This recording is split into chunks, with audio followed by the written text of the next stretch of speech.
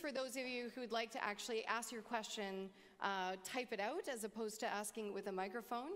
And I'll first see if there's another question or comment for Louis and Fatima that's pressing. Otherwise, I'm going to hand it over to, oh, Martin's got one, and I'll just give Louis a moment to say something about the nation state. I'm sorry? The national government's role. Well, I was just thinking about when you asked this question, and for a long time historically, the government has been seen, especially in industrialized countries, as the institutional representation of what progress, of how society should move. And it's along these lines that we've designed legislation at a global level, including legislation for Africa, Latin America, and Asia that do not have the same traditions as European and North American countries. So what that has done is created an inherent conflict in the way the global governance mechanism has brought together the developing and the developed world. What it has also done at a national level is that governments from southern countries have been able to govern with a very conflicting mode, which is against the traditions, which is against the norms, which is against the values of, well, not against the values, but it's not designed to inherently hold this. So you could say the governance mechanism in itself was perpetuating the problem. Now in 2060, what has happened is a strengthened bottom-up perspective, a reevaluation of the values that predetermine how we design policies. So our policies, what you invest in tells what values you have. What policies you put out tells what values you have. And I think all of this have been recalibrated to reflect local perspectives, local skill sets, but also local needs and desires. Great, thanks, Louis. Over here to Martin. Martin Heyer. Very simple question. Oh. How did you see the IPCC evolve since the roaring 20s? Good luck. In 2060, yeah? So I have to keep asking. Well, I think the IPCC had a very big role, a very strong role in sort of that destination point, that arrival of, low emissions. Some of the things that we mentioned, or that I mentioned, related to that carbon intensity. Their narratives have really helped government. Government has taken a leaf out of their book, basically. So I would say that to a large extent, IPCC has directed our, has shaped our direction of travel. But again, that to me is a representative of that absolutist science, the science that hasn't taken other forms of science along the way.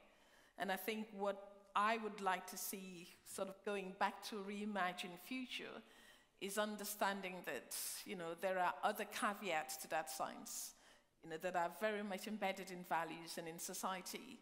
And because we haven't taken them along with us, we've gotten to some kind of, how should I put it, artificial arrival of, emissions reductions. But other things haven't helped, we've blind spotted on other things, basically. Fatima, do you want to speak a bit about the regional bodies that have emerged now as a kind of counterbalance to that? What's unique about them now, the regional bodies on climate change? Yeah, because to a large extent, these regional bodies were in retreat. We were at a stage where, as Louis mentioned, everything revolved around the Conference of Parties, the global bodies, that, as I mentioned, somewhat usurped the regional, usurped the national, usurped the local. So these regional bodies have now become more powerful because they're able to design their own policies based on their contextual experiences. When you talk about energy poverty in parts of Africa, they're not experienced globally, they're experienced regionally. And countries that are within a regional community, economic community, can actually share policies. They can decide on, what kind of trade barriers or what kind of tariffs, et cetera, they can apply. So regional bodies have more of a bigger role because they've been able to evaluate their policies based on their context. Yeah, and I really like that the loss and damage is now being decided at that level, which is great. Simone, would you like to bring us a Mentimeter question for our keynotes? Yes, you're now live. Am I on? Yes, thanks, Great. Simone. Yes, the Mentimeter is exploding, actually. Fantastic. But the most pressing question seems to be, what happened to capitalism? Oh, haha. Lewis, let's start with you.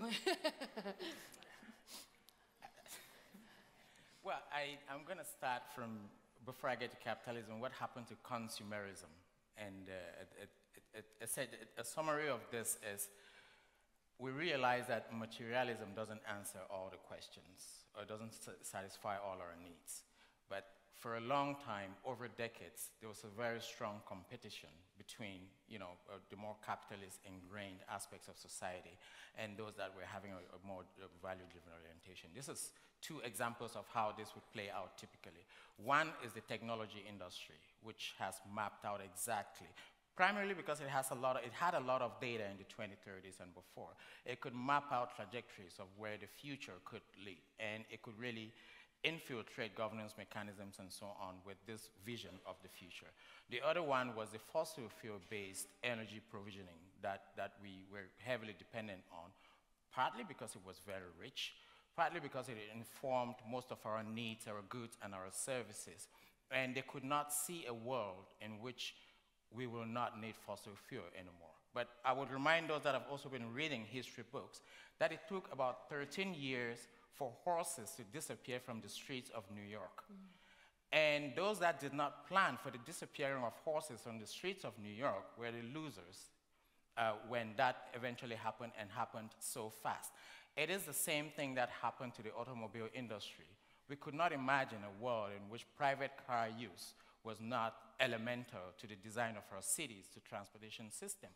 But once it started cascading, and the fossil fuel industry cascading with it, things radically changed. And we noticed that the absence of imagination we had because we were captured by this technology and fossil fuel industries suddenly gave way when this cascade started and things started collapsing. That is why alternatives grew. Dr. Denton, what happened to capitalism since the transition 20s? I think it died.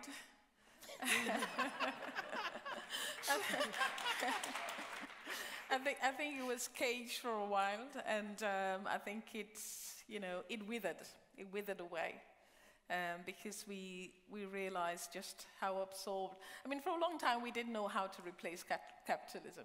It's been even more successful than itself, if I can put it that way. And so we found a way, and it was a bit of a race, because some regions of the world could not get out of it as fast. So it was not an overnight death, but I think it slowly died. Yeah. Great, thank you. Let's just see if there's someone with a hand up. I'm looking. Hand up. Here's one. Okay, so we're gonna come here, and then we'll come back to the Mentimeter. Over here is a question. And also in the third row, I'm looking to make sure that I haven't missed anybody up there. Okay, go ahead. Yeah. Okay. Thank you very much for your presentations, very enlightening and inspiring. And I think both of you spoke of justice and cheating or lying and this kind of aspect that is still very present in humanity and in science too. How can humans understand that we cannot cheat nature? And I think in Africa you can learn that a lot, right? Because nature is so strong that you cannot really fight against it. You have to follow it. Thank you. Great. Dr. Denton. He looks to me. Have we learned that we cannot cheat nature? Have we learned? Mm-hmm. Yes, we have. Short answer. Yeah, I mean, to a large extent, we've gone back to some of our nature-based solutions. We've realized, I mean, take Africa as an example that has been very, very reliant on its land-based systems, and hold, economies that were reliant on agriculture, their agricultural potential decimated because we had this thing called extractives, and we need to kind of mine and explore, and which only served a very small minority, an enclave economy, and monies did not trickle down. And so we have seen, actually, as I said several times, that this is a continent to emulate, actually. I really believe that, because it's a continent that's rich in all these resources. It's a continent that would lead the transition, that is leading the transition. That's why I started my first slide with countries like Zimbabwe and Ethiopia that have now found their feet and leading transition. So yes, to a large extent, we've gone back to getting it right, because nature plays catch up sooner or later, and that has happened. But we've seen the light. I think what we cannot estimate is what happened in Europe in the late 20s and 30s, when a lot of the forecasting or the modeling exercises said how horrible things would happen in Bangladesh or in Africa or in Latin America, in faraway places that we only see on TV or we only saw on TV. And suddenly, in the 20s, we're seeing floods in Germany. We're seeing large portions of land getting unproductive in Europe.